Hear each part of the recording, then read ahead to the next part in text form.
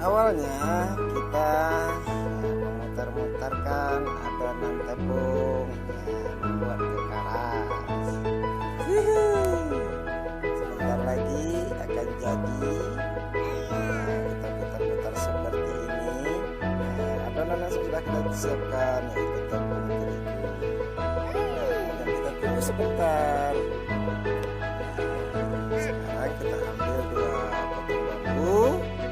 Kemudian kita lipat seperti ini.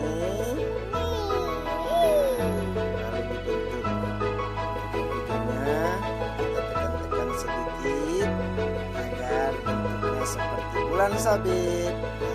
Jika sudah terbentuk seperti ini, maka sahabat chef, kuenya akan sudah jadi. Nah, mari kita taruh di tempat bambu. Lalu kemudian, nah jadi deh kue kekaras Acehnya.